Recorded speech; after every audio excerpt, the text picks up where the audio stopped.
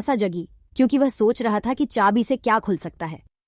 अपने हाथ में चाबी लेकर सैम उस ताले की खोज में एक रोमांचक साहसिक कार्य पर निकल पड़ा। उन्होंने बाधाओं का सामना किया और खतरों का सामना किया, लेकिन उनके दृढ़ संकल्प ने उन्हें आगे बढ़ाया।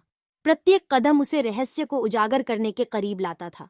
जैसे ही सूरज ढलने लगा, सैम को अंततः काई से ढके पेड़ के नीचे छिपा हुआ एक पुराना जंग लगा संदूक मिला। जैसे ही उसने ताले में चाबी डाली, एक क्लिक के साथ संदूक खुल गया, जिसमें खजाना नहीं बल्कि एक साधारण नोट निकला।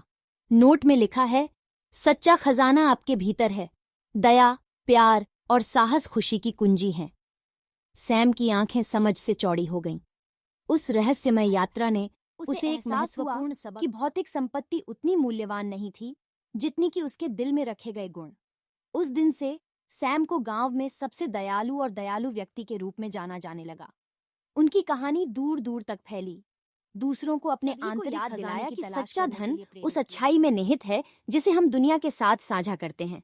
और इसीलिए बच्चों, याद रखें कि सबसे मूल्यवान खजाना चाबियों या तालों से नहीं बल्कि